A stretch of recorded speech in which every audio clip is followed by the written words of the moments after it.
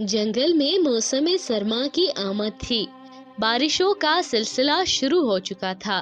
तमाम परिंदे मौसम सरमा की तैयारी में मसरूफ थे। कोई मौसम सरमा के लिए अपना घोंसला ठीक कर रहा था, तो कोई दाना जमा करने में मसरूफ था। इसी जंगल में एक चिड़िया अपने दो बच्चों के साथ रहती थी। साथ वाले दरख्त पर चिड़िया का दोस्त कालू कौवा रहता था। कालू कौवा बहुत अच्छा था और हर मुश्किल वक्त में चिड़िया का साथ देता था। चिड़िया और कालू कौवे ने मिलकर मौसम सरमा की तैयारी कर ली थी। चिड़िया का एक बच्चा बहुत शरारती था। उसका नाम टोनी था। वो अपनी माँ की बात नहीं मानता था। चिड़िया हमेशा उसकी वजह से परेशान रहती थी। एक दिन सुबह जब वो नींद से उठते हैं तो आसमान पर काले बादल छाए हुए होते हैं। टोनी आसमान पर बादल देखकर बहुत खुश होता है। अरे, आज तो इतने अच्छे बादल आए हुए हैं। आज तो बारिश आएगी। मैं तो बारिश में नहाऊंगा और खूब खेलूंगा।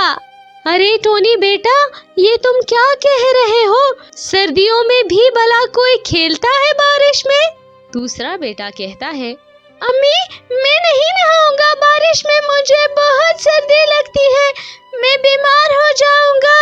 अरे, ये बीमारी क्या होती है? सिर्फ बुखार ही तो होता है। बुखार से तो कुछ भी नहीं होता। तुम तो हो ही डरपोक। कुछ वक्त बाद बारिश शुरू हो जाती है। टोनी बारिश में नहाने के लिए जाना चाहता है, लेकिन चिड़िया उसे सख्ती से मना कर देती है। बारिश की वजह से चिड़िया दाना लेने भी नहीं जा सकती और वो घर में जमा किया हुआ सारा दाना खा जाते हैं। तभी रात हो जाती है, लेकिन बारिश नहीं रुकती। उधर कालू कौवा भी अपने घर में बैठा होता है। अरे, सुबह से बारिश हो रही है। चिड़िया बहन और उसके बच्चे का कुछ पता नहीं। मैं जाकर देखता हूँ। अरे कौवे भैया, आप यहाँ इतनी बारिश में? खैर तो है? हाँ चिड़िया बहन, खैरियत है। सुबह से बारिश हो रही थी। मैं परेशान था, सोचा कि जाकर तुम लोगों को देख आऊं। कौवे भैया, आप फिक्र ना करो, हम बिल्कुल ठीक है। अच्छा बहन, अगर दाने की जरूरत हो तो मेरे घर से ले लेना। बारिश की वजह से दाना ढूंढने में बहुत मुश्किल होती है। अरे नहीं कौवे भैया, हमारे पास अभी दाना है। अच्छा चिड़िया बहन, मैं चलता हूँ। तुम अपने बच्चों का ख्याल रखना और टोनी को घर से बाहर ना जाने देना। ये कहकर कौवा चला जाता है। रात को चिड़िया और उसके बच्चे सो जाते हैं। सुबह जब उठते हैं तो बारिश थम चुकी होती है। बारिश जरा थम चुकी है। मैं दाना लेने के लिए जा रही हूँ। तुम घर से बाहर ना जाना, मैं जल्दी आ जाऊंगी। ये कहकर चिड़िया चली जाती है। टोनी बहुत खुश हो जाता है। वो घर से बाहर चला जाता है। चिड़िया जब घर वापस आती है तो तब आसमान पर फिर से काले बादल छा चुके होते हैं और हल्की हल्की बारिश भी हो चुकी होती है। अरे टोनी कहाँ चला गया? अम्मी, उसने कहा वो खेलने के लिए जा रहा है। मैंने उसे कहा भी था कि कहीं ना जाना, मौसम खराब है। तेज बारिश हो चुकी होती है। टोनी घर वापस नहीं आता। अब क्या करूं? इतनी बारिश में कहाँ ढूंढूं उसे? कौवे भैया के पास जाती हूँ। वो कौवे के पास जाती है और उसे सारी बात बताती है।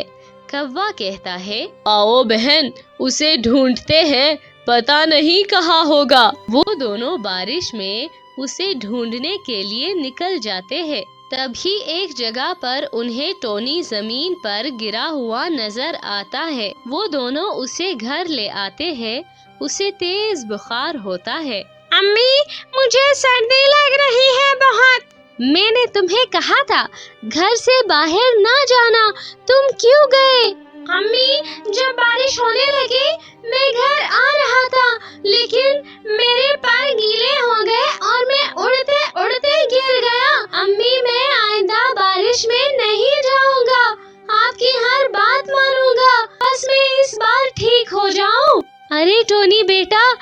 फिक्र ना करो, तुम ठीक हो जाओगे। कौवा टोनी के लिए दवाएं लेके आता है। 2 दिन तक टोनी ठीक हो जाता है और वो हंसी खुशी रहने लग जाते हैं। दोस्तों, इस कहानी से हमें ये सीख मिलती है कि हमें अपने माता पिता का कहना मानना चाहिए।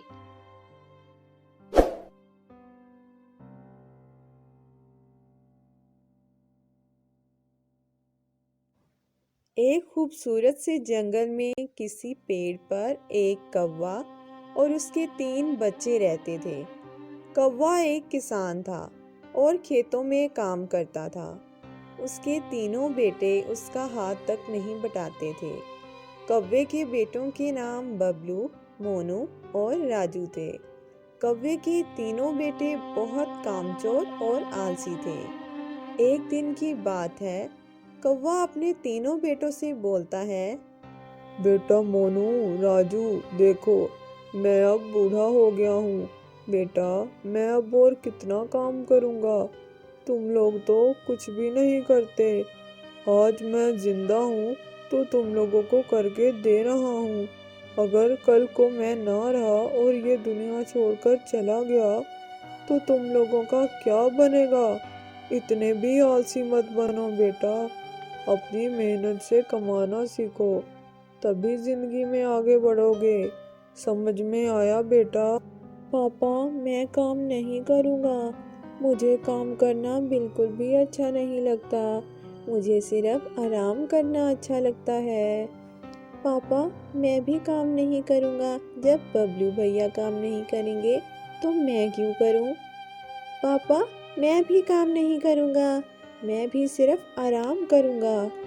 देखो बेटा, कमाना ज़रूरी है। अगर कमाओगे नहीं तो खाओगे कहाँ से? इस संसार में मैं तो तुम्हें मुफ्त की रोटी खिला रहा हूँ, लेकिन कोई और नहीं खिलाएगा। समझे बेटा? अगर भीख भी मांगोगे तो हर कोई नहीं देगा। और भीख भी क्यों मांगो? जब हाथ पैर सलामत है तो कमाकर खाओ। देखो बेटा, आलसीपन छोड़ दो, नहीं तो बहुत पछताओगे। एक दिन की बात है, कौवा मर जाता है और कौवे के तीनों बेटे अनाथ हो जाते हैं। तभी बबलू कौवा बोलता है, मोनू, राजू, पापा तो इस दुनिया में नहीं रहे। अब हम तीनों की कौन देखभाल करेगा? हाँ बबलू भैया, अब हम लोगों को कौन भोजन ला के देगा? हम लोगों को तो कोई काम भी नहीं आता। पापा सही बोलते थे कि अगर मैं नहीं रहा तो तुम लोगों को कोई भोजन नहीं देगा। आज हम लोग बहुत ज़्यादा पछता रहे हैं, है ना बबलू भैया? हाँ मोटू, तुम सही बोल रहे हो। अगर हम तीनों भाई कोई काम सीख लेते तो आज काम करके भोजन की फिक्र ना होती। सब मेरी ही गलती है। मैं बड़ा तो हूँ लेकिन मुझे अकल ही नहीं है। मुझे ज़्यादा समझ होनी चाहिए थी।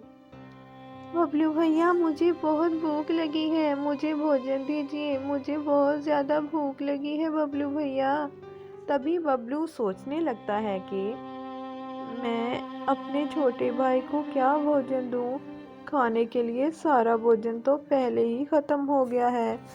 फिर अचानक उसे याद आता है, अरे हाँ, थोड़ा सा भोजन तो था जो सुबह मैंने नहीं खाया था। अभी भोजन वही दे देता हूँ राजू को, बेचारा बहुत भूखा है। उसके बाद बबलू कौवा अपने छोटे भाई को वो भोजन खाने को दे देता है। राजू वो भोजन बहुत मज़े से खा लेता है। बबलू भैया, मुझे बहुत अच्छा लगा वो भोजन खाकर। शुक्रिया बबलू भैया, आपने बड़ा भाई होने के नाते अपना फ़र्ज़ निभाया।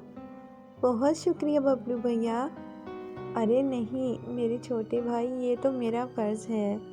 नहीं नहीं बबलू भैया, हर किसी का बड़ा भाई ऐसे अपना फ़र्ज़ नहीं निभाता। हर कोई आप जैसा नहीं होता बबलू भैया। कुछ लोग तो अपना माँ बाप, बहन भाई तक छोड़ देते हैं, और आपने मेरे लिए इतना किया। कोई बात नहीं राजू, लेकिन हम तीनों भाइयों को काम करना होगा। वरना हमें कोई खाने को भोजन नहीं देगा। समझे मेरे भाई? क्यों ना हम लोग भुट्टे की खेती करें? हाँ बबलू भैया, ये बहुत अच्छा उपाय है। फिर उसके बाद तीनों भाई भुट्टे की खेती करते हैं। भुट्टे की खेती बहुत ही अच्छी होती है और उन्हें भोजन की कोई कमी नहीं होती। फिर वो अपने पिता का दुख भूलकर खुशी खुशी रहने लगते हैं।